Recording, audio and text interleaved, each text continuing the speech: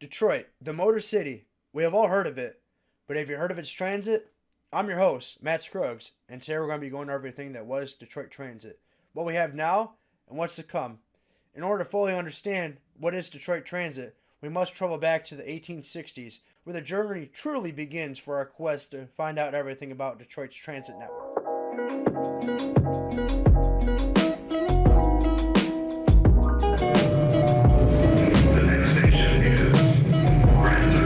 Next stop is Grand Circus, home of the Detroit Opera House, Grand Circus Park, Ford Field, and People Mover Station.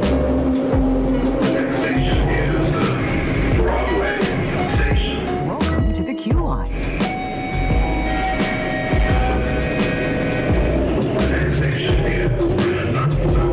The next stop is Baltimore Street, home of the Amtrak Detroit Station.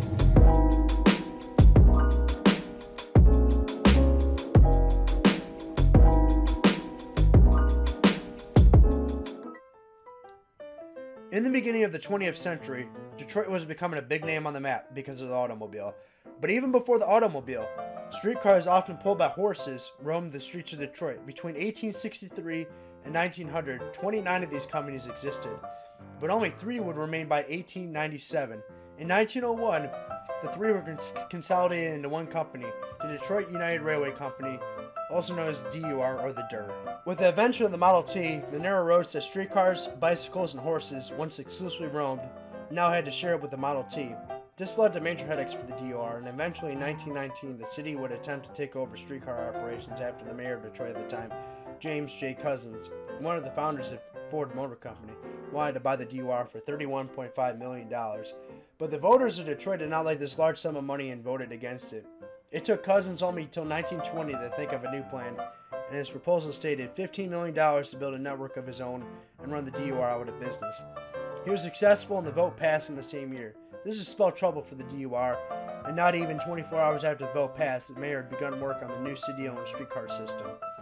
Over the next years, many voters approved of Couzens' work and voted in his favor. He would successfully find many loopholes and tricks to destroy the D.R.'s operations. One such example was due to Couzens not having a proper route into downtown Detroit, and because of a 1911 agreement that the city had made with the D.R, they could buy the tracks in a section of downtown at any time, and that's what Couzens did. After a vote was approved in April 1921 and was bought for $2.3 million, the D.R, with part of their main line stolen from underneath them basically, started to really struggle and threatened to rip up the tracks the city had just bought for them. But due to protests against the D.R let the tracks go into the city's hands. The end was near when the city passed an ordinance which stated after the D.R service franchise agreement expired, the city could rip out any lines the D.R owned, and with that, in early 1922, the group of Canadian investors who controlled the D.R decided to give up and sell it out to the city for just under $20 million, and in March of 1922, it was approved and now the city-owned network was renamed to the D.S.R.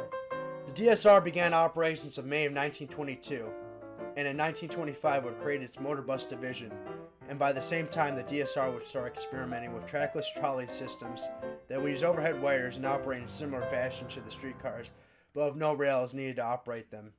Together, this complex and top-of-the-line transit network within Detroit would become one of the best in the United States. With over 20 streetcar lines by 1941, serving most major Detroit roads and routes such as Woodward Avenue, Grand River, and Michigan Avenue. But by 1952, only 4 lines were made: Woodward, Gratiot, Michigan, and Jefferson. And 4 years later, the streetcar operations would be cut. And on April 8, 1956, Detroit held the last day of the streetcars event in the Detroit Parade along Woodward Avenue. The streets were equipped with signs advertising the new Woodward bus line. Vintage cars, buses, and trolleys drove up Woodward Avenue to the State Fairgrounds in celebration of the streetcar's last day of operations. This would be the last day of streetcars we would see for over 20 years. Trackless trolleys would continue until 1962 when Detroit decided to ditch the overhead wires for normal gasoline buses. In 1974, the D.S.R was formally renamed to the Detroit Department of Transportation, or DDOT, which still operates today as Detroit's major bus network, running in conjunction with suburban buses, also known as the Suburban Mobility Authority for Regional Transportation, or SMART. SMART's story begins in 1967 when Michigan legislature created the Metropolitan Transportation Authorities Act of 1967, which was intended to restructure the neglected bus service in the Metro Detroit area. The original name of SMART was SEMTA, or the Southeastern Michigan Transportation Authority. In its early years, it took over most suburban bus services in the area. The Lakeshore Coach Line service in 1971, the Pontiac Municipal Transit Service in 1973, Dearborn's Metropolitan Transit, and Birmingham's Great Lakes Transit in 1974, and Royal Oak's Martin Lines in 1975. In 1974, when DDOT was created and became a city department of Detroit, making SEMTA exclusively in charge of suburban bus operations. Around the same time, two major undertakings were in SEMTA's hands. The first, the money-losing Silver Street commuter train, which was operated by the Grand Trunk between Detroit and Pontiac, Michigan. Grand Trunk is well known for its influence of transportation of cars from the Motor City's car manufacturing plants via train. In 1931, still in the heyday of rail passenger service, the Grand Trunk created the Silver Streak and operated 3 round trips daily. By 1971, the Grand Trunk was losing nearly $242,000 on operations, and to add on to this, its southernmost terminal, Brush Street Station, was demolished in November of 1973 to make way for the brand new GM Renaissance Center. Due to this, commuters would have to use buses to commute out of the train yard, which passengers were now let off at.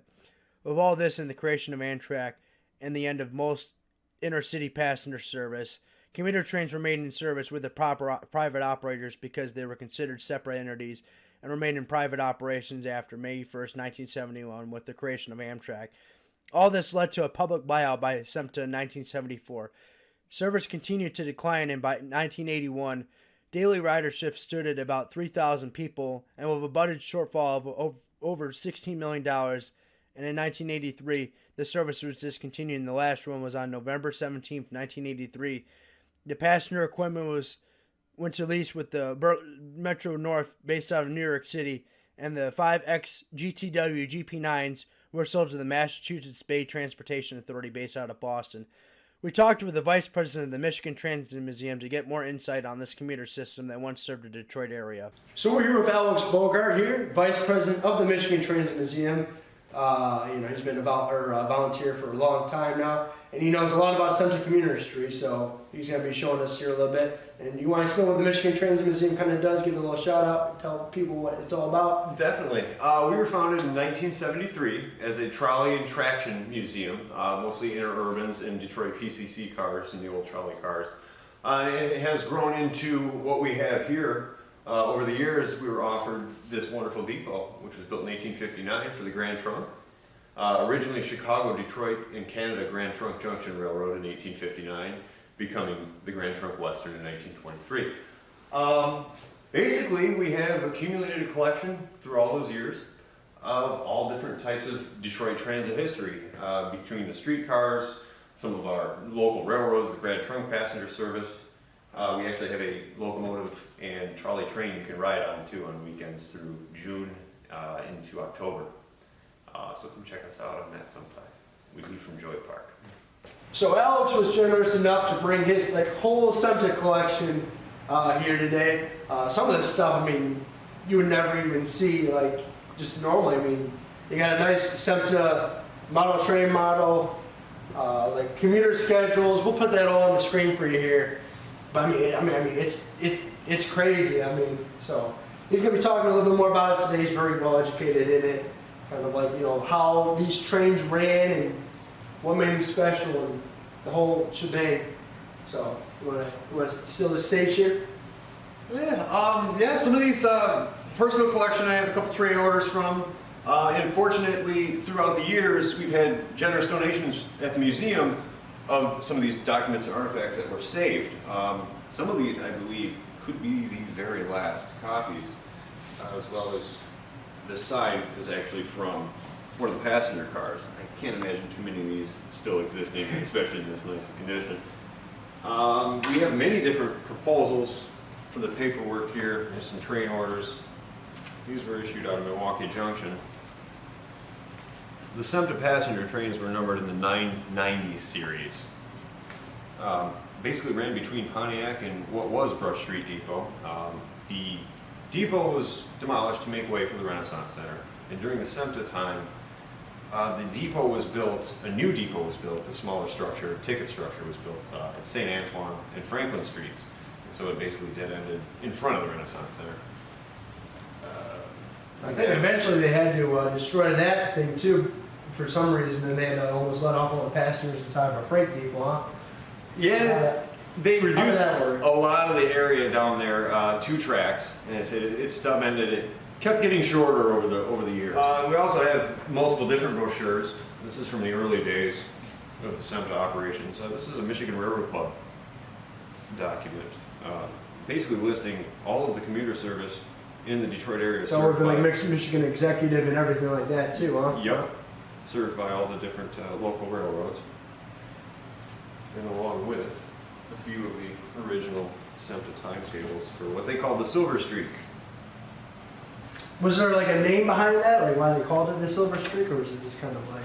I've just basically based off of The what color the scheme? color scheme in the locomotives and passenger cars look like.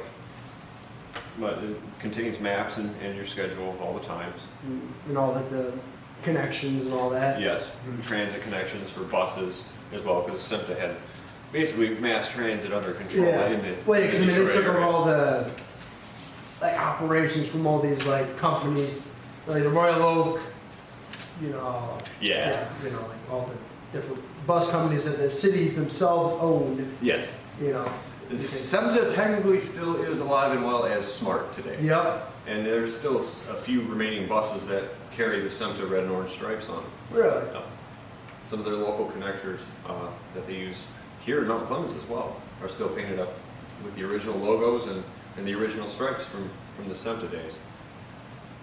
Some of the other interesting things is the light rail proposals, which is, it's funny to think now we have the M1 light rail system. This was thought up in the 70s and 80s as a proposal for different light rail lines down, say, the Woodward corridor, where the M1. Was there any other like things? I mean, because now we have the Qline obviously, but like what other proposals would have been in this book here?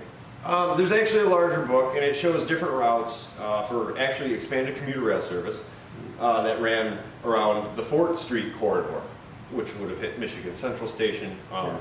Fort Street Depot was actually out of service by time of SEMTA, but they had a Gratiot corridor that would have ran, actually used this line as well. This line follows Gratiot. So would have this been like light rail, like, or would it have been like commuter service or This- or both? Light rail, you had actually both. You had a light rail proposition or proposal to use basically newer streetcars, light rail streetcars for a system. And those would have obviously traveled on the main artery roads outside of Detroit, in and outside of Detroit. But you also had the proposals to expand the commuter service. Because SEMTA basically only ran on the Grand Trunk Holly subdivision from Detroit Yeah. to Pontiac. But there were talks, and like I say, these proposals of expanding to all the different rail lines, shared assets. I think originally they actually ran to Durand as well. What happened with that? They did. They ran to Durand on a couple of fan excursion trips. They ran out there a few times. Can't remember exact dates off the top of my head. The last, this is an interesting one too. They ran one to Dayton, Ohio. The last SEMTA passenger trains left in October 17th of 1983. A few days later, I'm kind of stuck on the dates on this one too. It was about a few days or a week later, they ran a special excursion with a pair of locomotives and a bunch of coach cars down to Dayton, Ohio on an excursion. And that technically was one of the last excursions that they did. And if memory serves correctly, they ran one to Mackinac City at one point in time as well. That would have been a long trip. That's like, what, 5 hours? I mean, by car. Yeah. I mean, can you imagine how much that would have been by train? Yep. So, with the GP9s, I mean, usually those aren't really geared for passenger service, so how do they get around that? Most of the Jeep 9s were Grand Trunk, Grand Trunk units. A few of them were rebuilt by the Paducah shops. And they had steam generators equipped. And also, like you mentioned, the gearing, they were high-speed gearing for the passenger service, excuse me. Two of the units that I know of still exist. 902 is currently housed at Illinois Railway Museum, and 905, I believe, is still on MBTA property.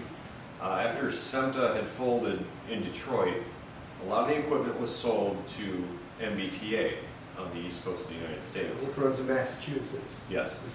And that equipment, the original SEMTA equipment, was untouched. They just renamed MBTA. They use the same font too as well. So it was pretty much directly passed down and patched and still looked as the original SEMTA units did. They used those for years, up into the 90s, and when they retired the units from passenger service, they were used in work train service. Like I said, it leads to believe the 905 is still on MBTA property, maybe used as a work service train. So it doesn't get the attention and the use that it used to. I'm sure these things have quite a lot of mileage on them now. The 902 was donated a few years back to Illinois Railway Museum as well. That is preserved in their collection. Is it in the SEMTA paint scheme? Or? It is still in the SEMTA paint scheme. Wow. I had gone out there last July, and took a quick look at it. It has been patched with IRMX markings on it. If you look closely, all the original SEMTA logos and all the original lettering is still on it. So with the rolling stock here now, how did they get that and where did it go ultimately? A lot of the rolling stock was original Grand Trunk or gotten from the Grand Trunk Western. Believe that the Grand Trunk got the passenger cars originally from the Union Pacific. And they were used in Grand Trunk passenger service through to Chicago and on their also commuter service, and then passed down into SEMTA when they started their operations. After SEMTA, like I say, a lot of the equipment went to the MBTA. In 1966, the Urban Mass Transportation Administration, now known as the Federal Transportation Administration, one of 10 modal administrations within the Department of Transportation that provides financial and technical assistance to local public transportation systems, started to plan on how to make a public transportation more cheaper. Only Detroit and Miami, Florida would pick up the idea, and in 1974, SEMTA went into the talks with the UMTA about creating a rapid transit system, which a 1974 map shows would have connected Detroit and its suburbs in a similar way to how the Chicago CTA network works today. An official SEMTA planning book shows some of the only surviving concepts of this plan, and also the concept of the project we will cover later on in this documentary. This rapid transit system would have connected major parts of Detroit, such as the major Detroit airport hub of DTW and most of downriver. But due to its overambitious goals, the federal government cut funding to the rapid transit system in 1975, and ultimately the project was canceled. SEMTA's failed attempts at making public transit work in the Detroit area would not stop with the end of the Silver Streak and the failed rapid transit system of Metro Detroit. And in 1983, the creation of the first rail system we still have to this day would begin to take effect. After the UMTA had failed with creating a rapid transit system, the administration went back to the drawing board and in the early 1980s had started testing a new idea of how well a fully automated transit system might contribute to the revitalization of a central business district of major older cities, and if such automated technology could provide effective circulation distribution service at a cost lower than conventional bus systems. How did the UMTA plan to accomplish this? In the mid-1970s, the UMTA had already been working with a Canadian-based company, Urban Transportation Development Corporation, which was created by the Canadian government of Ontario to create light rail public transit solutions for Canada, and had been testing prototype automated light rail vehicles. And by the late 1970s, the idea was finished and tested. And in the early 1980s, the UTDC won a contract to work with the city of Detroit on a new network called the People Mover. During this time, SEMTA was put in charge of the project and work began on the elevator rail system in 1983. The project was planned to be a large system of light rail networks and a downtown subway. But trouble would come in the form of mismanagement when the project was overrun by tens of millions of dollars. This caused the project's main source of funding, the Ronald Reagan administration, to pull out of the project in 1985. At this point, the downtown section we see today was most of the way built, but the project sat in limbo until the city of Detroit agreed to take over the project for SEMTA and finish it. The city then created the DTC, or the Detroit Transportation Company, and the project was finished in a very smaller state than the original plans had been conceived as. But on July 31st, 1987, the system opened to the public, serving 13 stations along the downtown section of Detroit, including many sports venues and business districts as originally planned. The People Mover started with UTDC's Mark I cars, but never upgraded to UTDC's modern offerings like the Vancouver SkyTrain and Toronto Subway. As of 2022, it still uses the same Mark I cars as when it opened, but the People Mover still has its use for many commuters and people looking to travel effectively through the downtown. But due to its size and only 2.9 miles, many walked the distance to Surge instead of paying the 75 cents it cost to ride, which was up from 50 cents offering before 2011. The People Mover is very popular for major events in Detroit, such as the auto show, sports venues, and events down Woodward Avenue. In 1976, a vintage nod to the past streetcar operations of Detroit opened, named the Detroit Citizens Railway. This narrow-gauge streetcar operation ran from Grand Circus Park up to Hart Plaza near the Cobo Center, now known as Huntington Place. Along Washington Boulevard, the streetcar company used 7 cars in total and saw a rate about 800 riders daily, pretty low for transit standards, but became even worse when the People Mover opened in 1987, serving the same 2 places. This caused the company's ridership to drop to only 200 people a day, and for just over a decade, the operation managed to stay afloat, but by 2003, the company ended service. In 2006, DDOT commissioned a study to determine expanded transit options along the Woodward corridor. This would lead the private local businesses to match funds to get the project off the ground. The project was supposed to be $500 million and run 9.3 miles from Rosa Parks Transit Center to the old State Fairgrounds along 8 Mile Road, famous for its movie about the rapper Eminem. The route was then cut down to 3.4 miles and was run from Campus Martius to Grand Boulevard, connecting the Amtrak Detroit Station and Wayne State University with downtown Detroit. On August 31st, 2011, the FTA signed a record of decision allowing the project to move forward.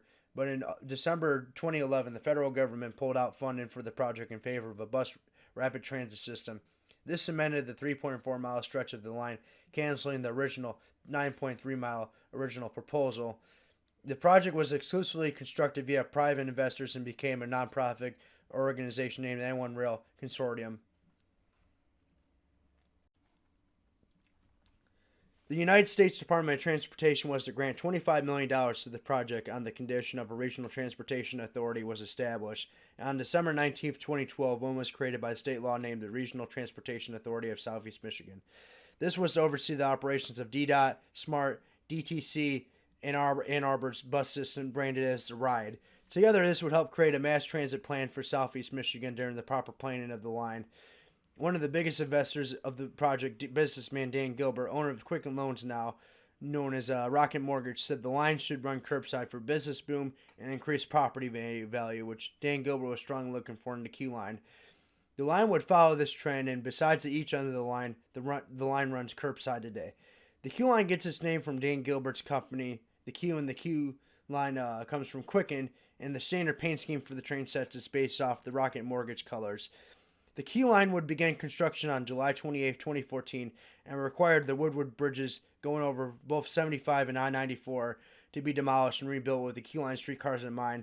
The project would be constructed by the construction firm Stacy and Whitbeck, which had built many other rapid transit systems in the United States.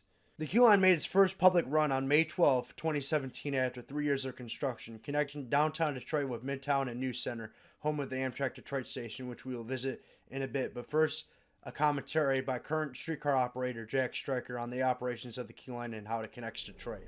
Hello, my name is Jack Stryker. I'm a operator for the Qline. My job is to operate one of the 6 Brookville Equipment Liberty line of streetcars that run up and down Woodward Avenue from West Grand Boulevard all the way down to downtown Detroit at Campus Martius, with one station below Campus Martius at Congress Street. That's our southern terminal, where we, as operators, will change ends, as these are double cab-ended streetcars, to head north.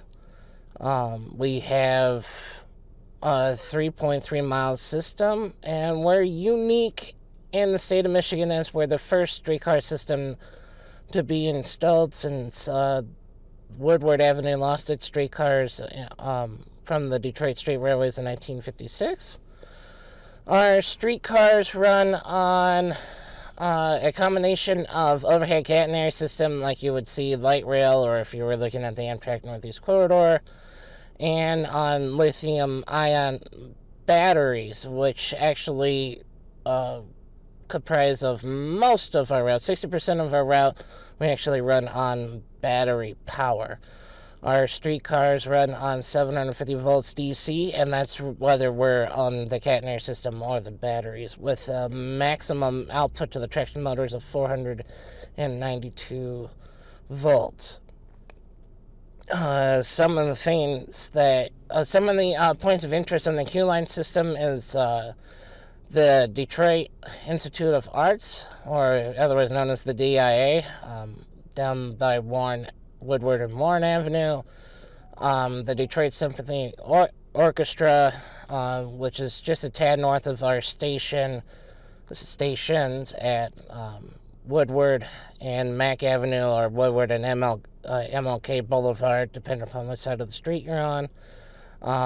Little Caesars Arena, Ford Field, Comerica Park, the Fox and Fillmore Theaters, and Campus Martius Park. As you watch this video, you will see some of our typical operation characteristics, like the streetcar at Canfield, raising the pantograph so that we can run on one of the few wired sections of track. This is a very important function, as this is how we charge our streetcar batteries as we go to get ready to run on the next non-electrified section of track. We don't run on the theoretically, we don't run on the catenary system to run on the catenary system. We run on the catenary system to charge the streetcar batteries, but functionally it's the same thing. It's all about doctrine.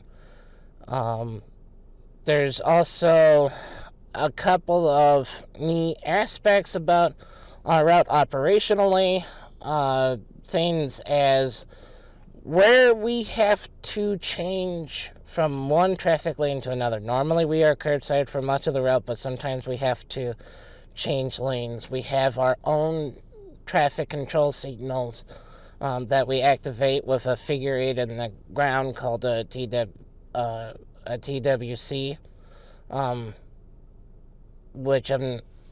which basically all it does is allows us to transmit a signal from the streetcar to the traffic light to let them to queue up our very own signal. And if you're a rail fan in the Qline, you'll see them at Montcalm Street going south, at Amsterdam Street north and southbound, because we go from curbside to the median there for the northernmost stops on our system, as well as wherever we have crossovers, to be able to go from the south side to the north side of the track if we have to diverge partway down the route for any reason, be it mechanical or special events that doesn't allow us to go all the way south.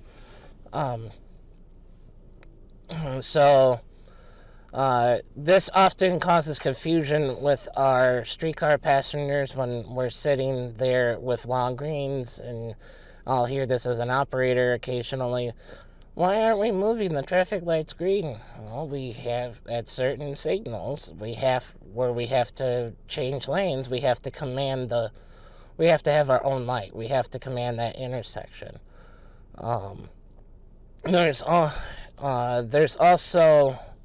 one very special event of the year where we will do a lot of diverging, as you'll see later on in the footage, and that's when the city of Detroit puts up its Christmas tree. For a day and a half or 2 days, we will divert. We won't go further south than Campus Martius, as it'll be barricaded off, and we will divert at State Street, which perfectly shows off how the crossovers work. Normally those switches are lined for normal movement, and we wouldn't use them for 363 days of the year, 362, unless you had a mechanical failure. So what ends up happening is we'll have a maintenance guy throw the switch at State Street for the crossovers after the train pulls on the Campus Martius, and then this allows us at 3 miles an hour go from the side of the street, the north side of the street, to continue normal operation.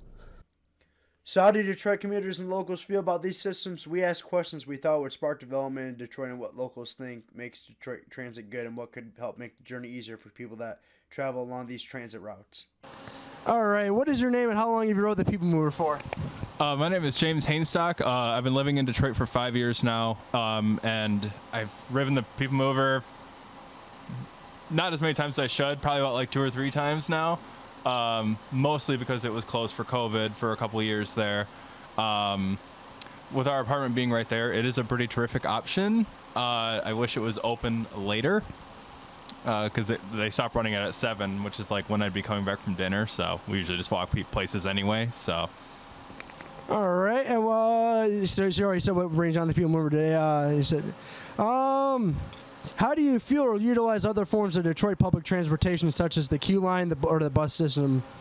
I do not use the bus system. Have never really. Is there a reason why you don't use the bus system, or? The complexity, as well as I'm sure the perception that maybe it's unsafe. Because I've never ridden it, I wouldn't really be able to know for sure.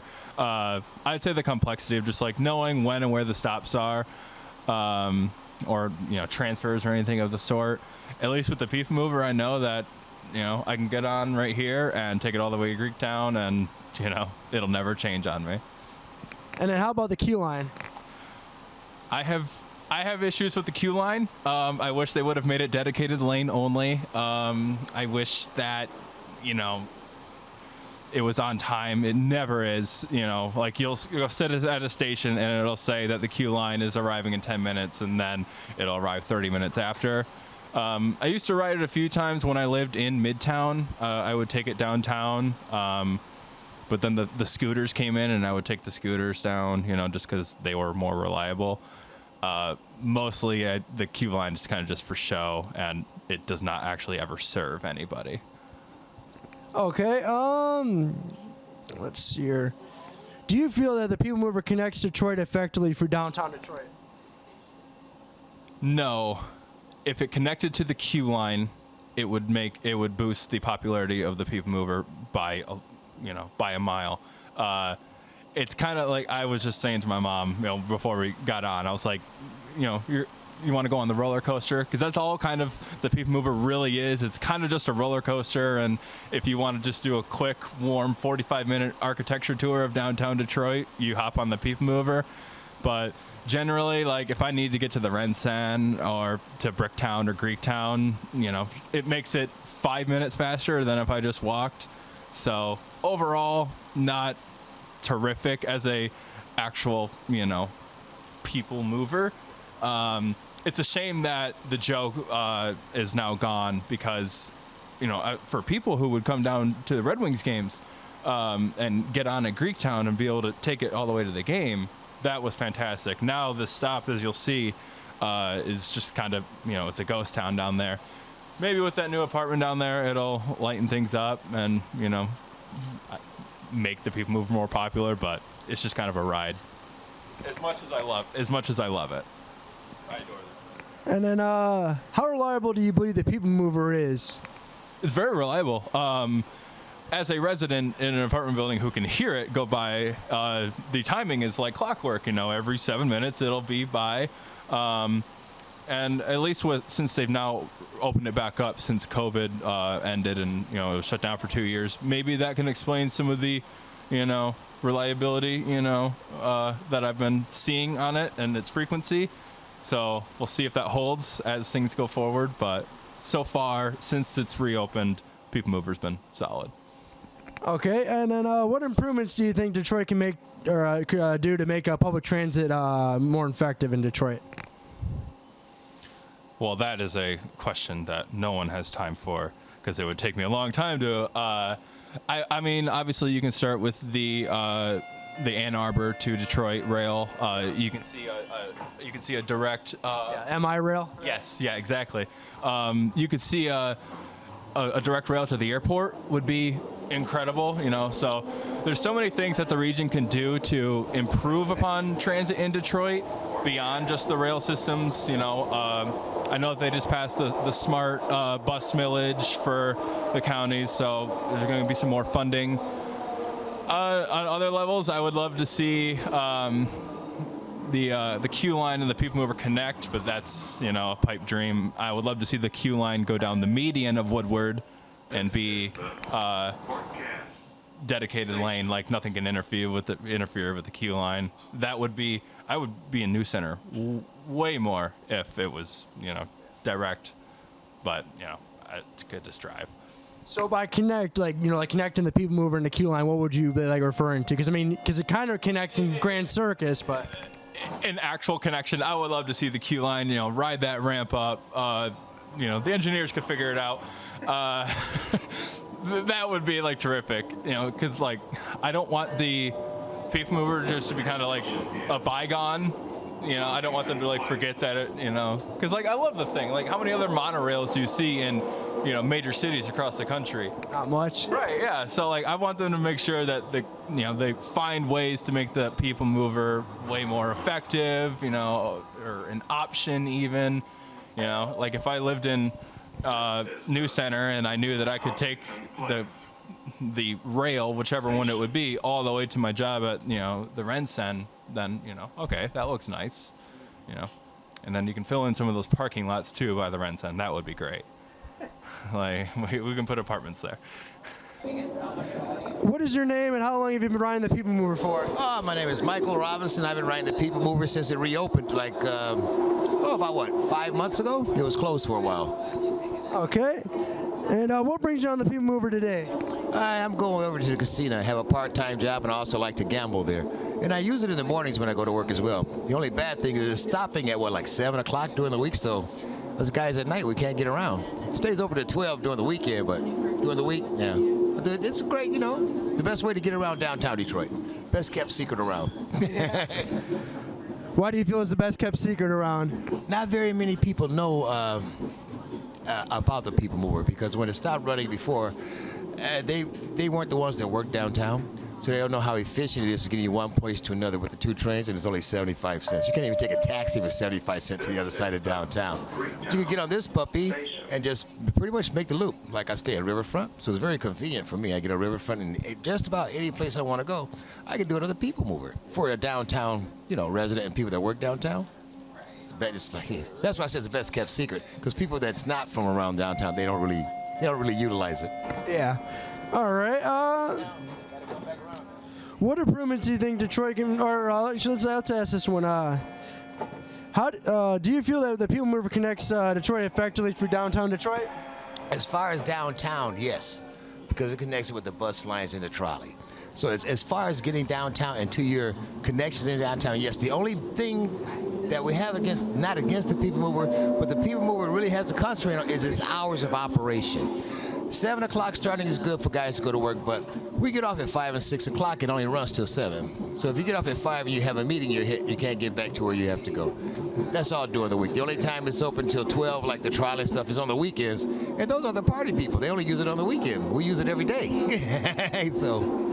All right, and then how do you feel about or utilize other forms of Detroit public transportation, such as the Qline or the bus system?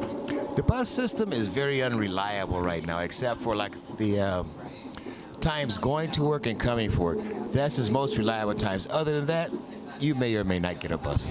Even the main lines are not very dependable. They're dependable, but you never know. And on Sunday, they're just not dependable. You can wait 2 or 3 hours for a bus. What do you think makes it like not very reliable? Like what do you think they can improve to make it more reliable per se? It's nothing the bus lines itself can do. Their issue is drivers. They just can't hire enough drivers. But when you consider they're hiring them $16 an hour to start, the same they're making at McDonald's. Yeah, that's a little bit cheap for a bus driver. Yeah, yeah. So, but that's the whole issue. A lot of times they don't have the people to man the schedule that they have. So you'll be sitting there one schedule and it doesn't come. Little do you know, there's not a driver. So you wait and come back. That's 2 hours before there's a driver to come on a Sunday. Things like that. So. Okay, and then what improvements do you think Detroit could do to the public transit network? Would you repeat that one, please, that question? What do you think Detroit could do to make the public transportation network more effective? They could extend the hours of the operation of the People Mover for a 7-day schedule, and on Sundays too. And if they could maybe come to justify paying their drivers on the bus systems things a little bit more to entice them to come to work for them, that may help. Then they may be able to retain the drivers they need to actually have an effective system. They have an effective one, just not very efficient, so. So you think that Detroit's like public transportation like issues like the efficiency and stuff like that? It's efficient for the drivers that they have. If they don't have a driver, then that route can't be very efficient. But for the drivers that they have to man at the times they have, they're spot on. But if you don't have one, that kind of throws everything off, doesn't it? Yeah. So besides what like public transit like things do you think they could like add into just Detroit in general to, maybe make it like more like convenient for commuters and people like that? I'll repeat, if they extend the operating hours of the people mover and include Sundays, that's a big chunk right there. The only other thing that they may be able to do if they took the trolley out to 8 Mile as originally proposed, but they have buses that run out there, but the trolley is more convenient and everything, and people kind of like it. So if that was extended, and maybe if they had a trolley that ran north and south as well as east and west, that would be great too. All right. Well, we appreciate your time today. Yeah. All right. All right. So what is your name and how long have you rode the Qline for? Almost a year. All right. What brings you on the Qline today? Going down to take care of some business. Okay. How often do you ride the Qline? Maybe 10 times a week. 10 times a week. 10 times a week. All right. How do you feel the Qline connects Detroit? It could be better. It could be a lot better, but once they get everything, if we could go from Pontiac to the airport, it'd be much better. All right. How do you feel about or utilize other forms of Detroit public transportation, such as the People Mover, Amtrak, or the bus system? Bus system can be revamped. How do you feel that could be revamped in what way? It could run on time. It can run the thoroughfare like your Woodwards, your Grand River, your Gratiot. It should run all those them places should run 24 hours a day.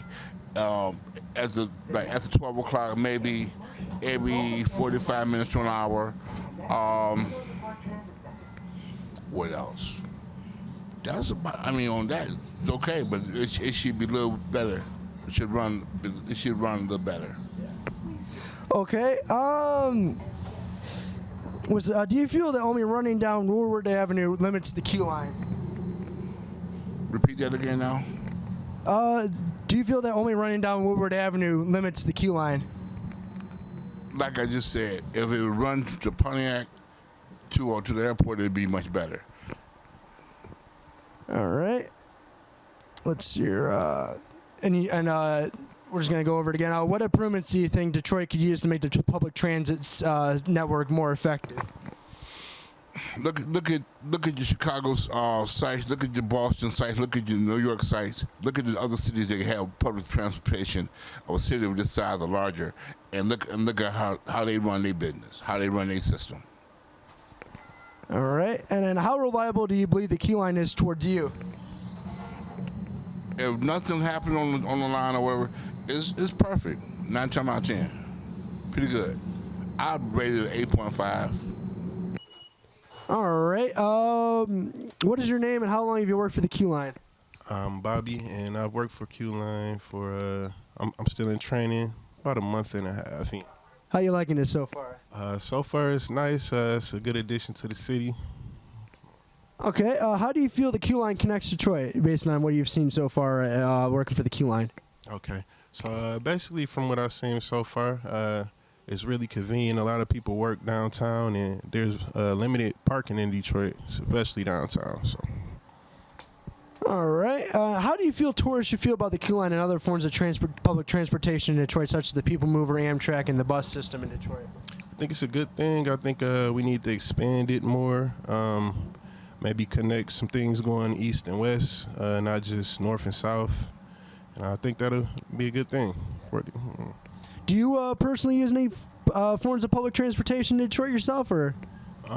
These days, not so much. I did used to ride the bus, so I know we can use a lot more public transportation that's, that's on time and yeah.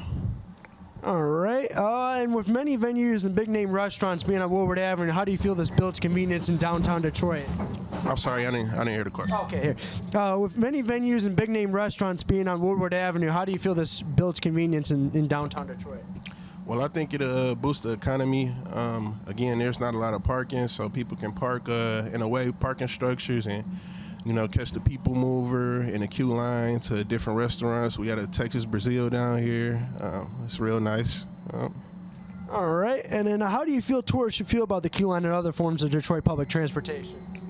I think it's a great addition. I think more services like this is needed in order to connect the city with the downtown part of the city.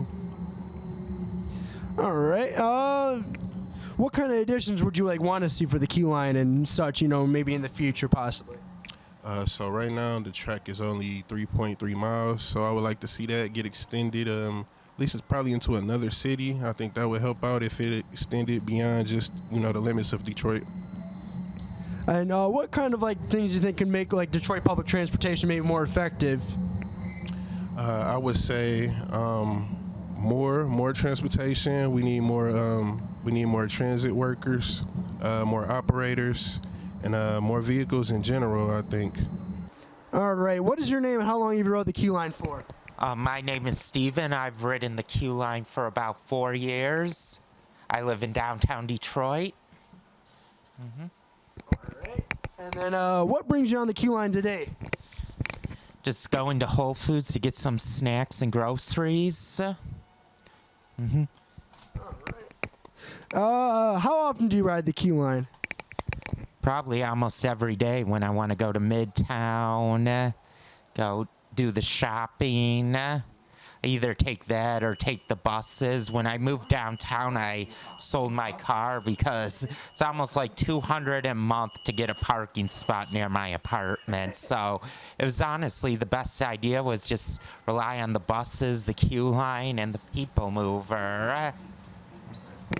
Do you feel that the Qline, brings convenience to the Woodward corridor? It's kind of a yes and a no. Well, the thing is, when it's on time and when there's no cars in the road, it's pretty convenient. And it's typically on time, but it's just once there's a car on the road, it's because it really gives more of a because it's definitely more on time and convenient than the 4 Woodward bus. And if you're going to Whole Foods or want to go somewhere for a quick time, it's perfect for that.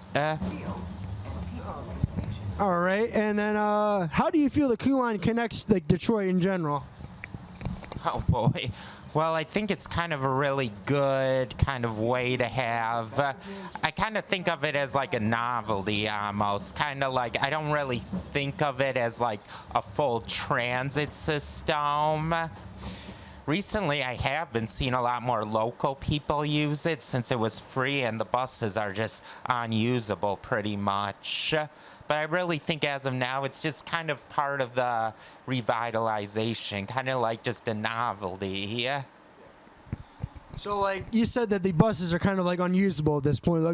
Could you talk a little bit more about that?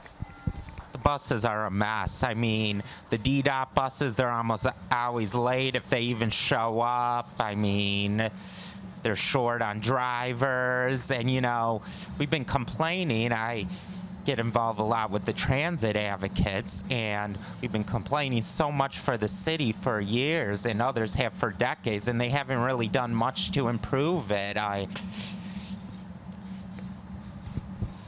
Okay, and how do you feel about or utilize other forms of Detroit public transportation, such as the People Mover, Amtrak, and the bus system? I don't really use the people mover. I use the fast bus a lot. Actually, Oakland County recently, for the past 20 years, cities in Oakland County were allowed to opt in and opt out. And recently in November, that option finally ended. So now you can take buses all the way to places like Rochester, Novi that never had service before. Livonia and stuff like that, too. Well, Livonia is part of Wayne. The Smart Millage or the Smart Bus is different.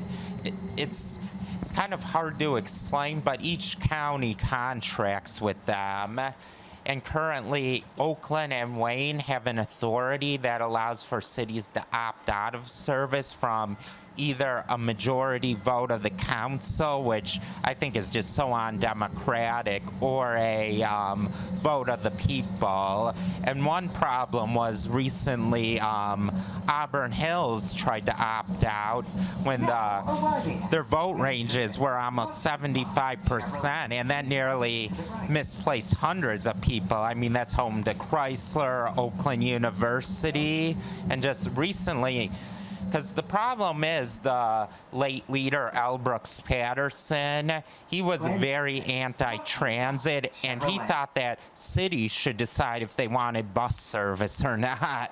And since there's been a new administration, a lot has changed. So you talk a lot about the transit. So which one is your favorite one out of all the transit in Detroit? Like the buses, the train systems, or Amtrak? I would definitely say the fast bus is the best for sure, because you can just take it so far. The last stop is in Auburn Hills on the border of Lake Orion, and you can, and I think the Gratiot one goes all the way to New Baltimore, and you can take the Michigan to the airport. So definitely the fast buses for sure. Please note, your bike must be... Let's go with let's see. What improvements do you think Detroit can make to the public transit network to make it more effective? Oh, I could write a whole novel on that. Well, I would say realistically, I mean, a way to is probably just get more frequency, put more money into the budget for transit. I mean, we spend less than almost every major metropolitan area. I think the only major city that spends less than Detroit on transit is Memphis. So I think to start is just give more money towards transit, invest more, and then just start with little things such as more frequent service, more kind of enhanced technology, and definitely apply for more grants. But there's so much they need to do. It's just like what I said, I could write a whole novel on it.